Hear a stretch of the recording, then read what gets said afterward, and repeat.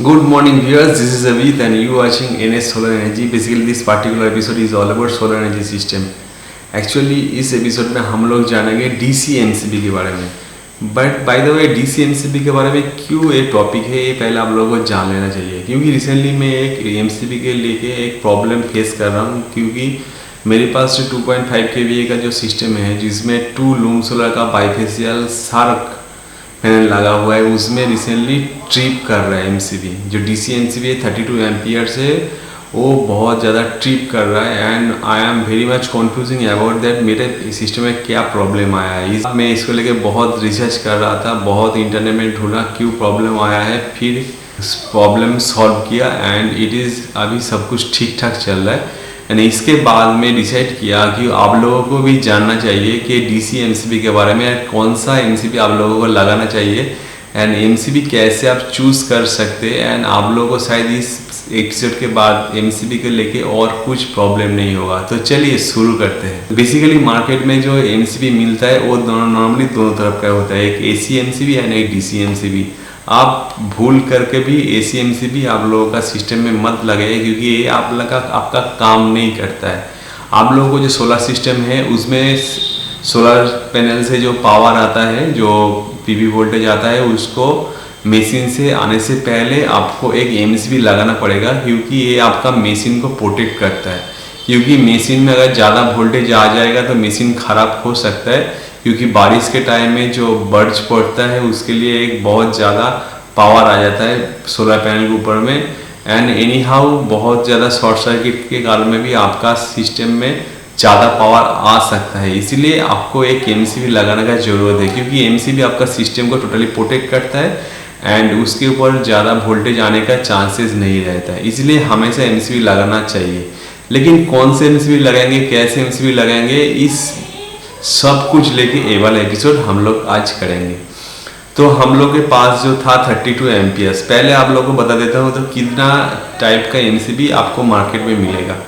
Mainly हम लोग को अभी DC MCB के बारे में डिस्कस करेंगे एंड कौन से MCB आप लोग चूज करेंगे ये टोटली आपको कैलकुलेट करने के बाद ही डिसाइड लेना पड़ेगा.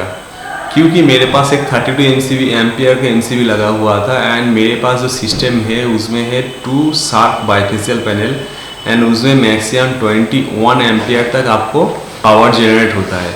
एंड उसमें जैसे मैं इसको पैरेलल में ऐड किया हूँ तो उसका PV वोल्टेज जो आता है 45 वोल्ट्स एंड 48 वोल्ट तक आता है एंड एम्पियर आता है 21 एम्पियर मैक्सिमम. कंपनी ने रिकमेंड किया है 9.5 एम्पियर नॉर्मली एंड उसके बाद 10.5 एम्पियर पर पैनल आता है. तो मार्केट में किधर है कि MCB पता मार्केट में अवेलेबल है, आप लोगों को बता दिया, जो है 16 amperes, 32 amperes, 63 amperes, 40 amperes, 120 amperes. तो हम लोग को चूज करना है कौन सा MCB हम लोगों का लिए सबसे अप्रोप्रिएट है. तो उसके लिए क्या करना पड़ेगा, हम लोग को देखना पड़ेगा कि हम लोग का पैनल से कितना एम्पियर आ रहा है एंड मेरा मशीन कितना एम्पियर तक सपोर्ट करता है. क्योंकि मशीन में अगर ज़्यादा एम्पियर का पावर आ जाएगा तो मशीन को अंदर से अंदर खराब कर देगा.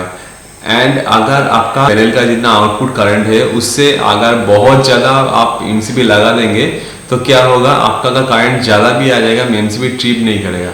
तो आपको बहुत चीज़ आपको ध्यान में रखे हुए आपको एक MCB को चूज़ करना है.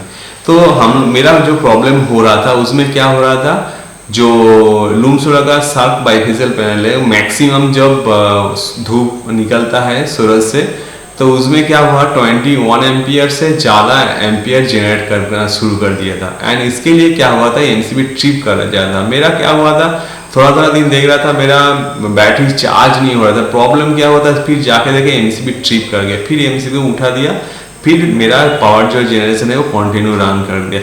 इसी प्रॉब्लम को फेस करने के बाद आप लोगों को थोड़ा हेल्प करने के लिए ये वाला एपिसोड में बनाया. तो इसके लिए पहले आप लोगों को जो मार्केट में MCB है उसको पहले देखना पड़ेगा कौन सा आपके लिए अप्रोप्रिएट है. जैसे 16 एम्पियर का जो MCB है कंपनी बोलता है कि उसमें 16 एम्पियर तक पावर फ्लो हो सकता है, लेकिन कंपनी ने अलग से उसमें रिकमेंड किया है वो आपको 10 से 12 एम्पियर तक आपका अगर फ्लो है तो उसमें आप वो 16 एम्पियर का MCB लगाइए.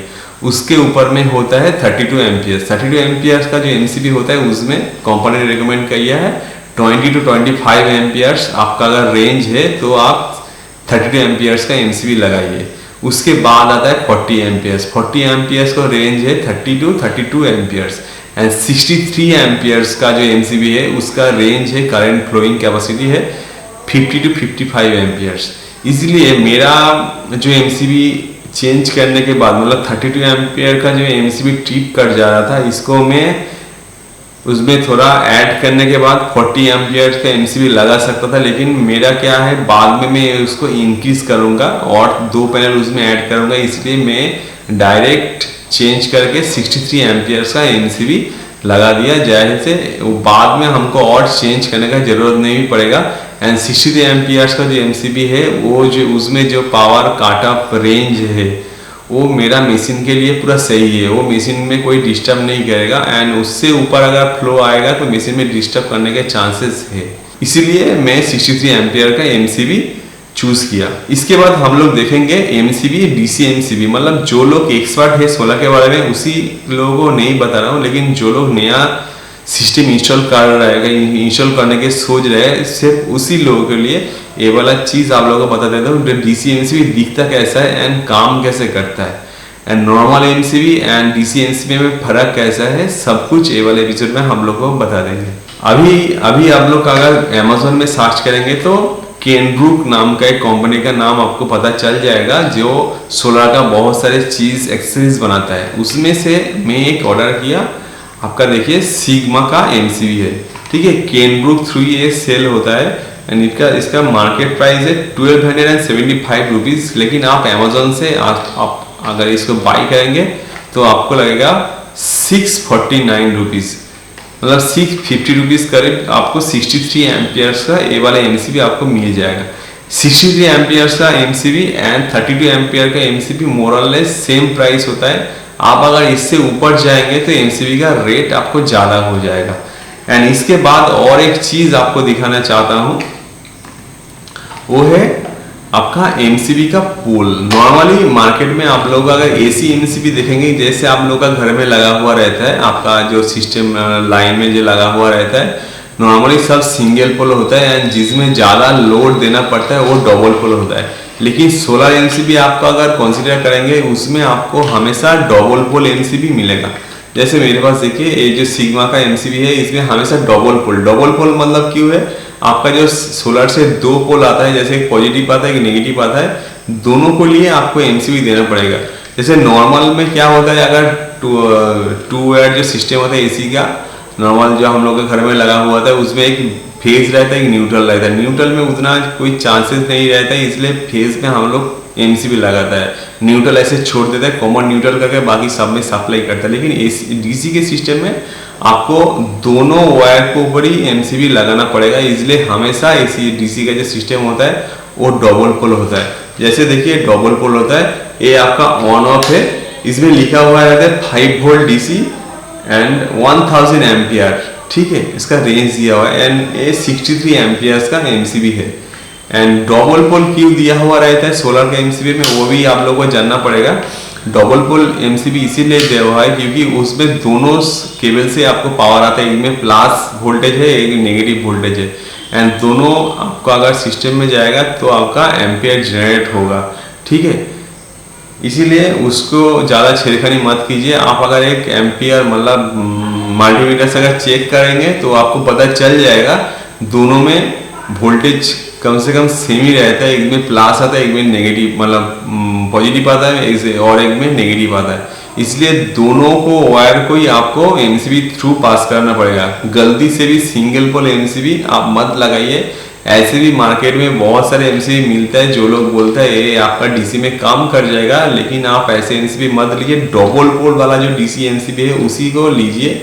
एंड ये नॉर्मल एमसीबी से थोड़ा महंगा है क्योंकि नॉर्मल एमसीबी 100-150 में मिल जाएगा, लेकिन डीसी वाला एमसीबी 600-700 1200-1500 तक भी मिलता है। बहुत सारे कंपनी का है, जैसे चींट है, ये आपका सिग्मा है।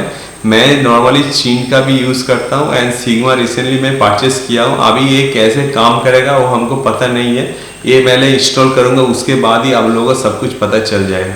उसके बाद हम लोग दिखाएंगे जो आप एमसीबी कैसे कनेक्ट करेंगे। जैसे आप एमसीबी इधर दिख रहा है, ये दोनों होल है, ठीक है, और इधर से आप पूरा डायरेक्ट स्क्रू ड्राइवर थ्रू इधर स्क्रू ड्राइवर थ्रू ये वाला इसको ओपन क्लोज कर पाएंगे। सेम चीज ऊपर में भी है, ठीक है, सेम चीज ऊपर में भी है। आप सिर्फ इसको लगाने के बाद आप सोलर पैनल से जो पावर आ रहा है वो नीचे से इसमें दीजिए, प्लस माइनस इसमें लिखा हुआ रहता है, ठीक है, प्लस माइनस जैसे लिखा हुआ रहता है उस हिसाब से इसमें आप दीजिए पावर सप्लाई, मतलब सोलर से जो केबल आ रहा है आप नीचे से इन करके बाद इधर से आउट होगा जो वो वाला तार आपको जाएगा इन्वर्टर में, एंड इन्वर्टर में आपका सिस्टम जनरेट हो जाएगा। जब वेदर खराब है एंड आप लोग बहुत दिन के लिए बाहर जा रहे हैं तो आप हमेशा ये वाला एमसीबी को डाउन करके जाइए, क्योंकि बाहर में कुछ भी प्रॉब्लम हो सकता है आपका सोलर पैनल के साथ। तो 2-3 दिन के लिए आगा 4-5 दिन के लिए आपका बाहर जा रहा है तो एमसीबी को हमेशा डाउन करके रखिए। तो होप आप लोगों को ये वाला वीडियो अच्छा लगा एंड एमसीबी के बारे में आप लोगों को बहुत सारे चीज पता चल गए। एंड इसके बाद भी आपका अगर मन में थोड़ा बहुत कंफ्यूजन है तो नीचे दिया नंबर में आप लोग कॉल कर सकते हैं, व्हाट्सएप भी कर सकते हैं, एंड कुछ अगर कमेंट है तो आप यूट्यूब में कमेंट सेक्शन में जाके उधर कमेंट कर सकते हैं, आपको आंसर मिल जाएगा। एंड होप आप लोग अगर इतना दूर तक वीडियो देख ही लिए तो चैनल को सब्सक्राइब करने मत भूलिए, एंड चैनल को वीडियो को लाइक कीजिए, दोस्तों के साथ शेयर कीजिए, एंड और ज़्यादा वीडियो का डिटेल्स जानने के लिए और नया नया वीडियो के बारे में जानने के लिए नोटिफिकेशन बेल को दबाने मत भूलिए, क्योंकि नया नया जब वीडियो आ जाएगा तो आपके पास ये वाला वीडियो आते जाएगा। एंड ये सब्सक्रिप्शन चार्ज बिल्कुल फ्री है, आप लोग इसमें मतलब कुछ सोचने का जरूरत नहीं है। सब्सक्रिप्शन करने के बाद क्या होता है, आपको नया नया वीडियो जो मेरे चैनल्स में अपलोड करूँगा वो आपके पास इजीली चल जाएगा एंड ढूंढने का जरूरत नहीं है। होप आप लोगों को वीडियो अच्छा लगा and always use green energy and solar energy, save nature, save earth. Thanks to all, thanks for watching.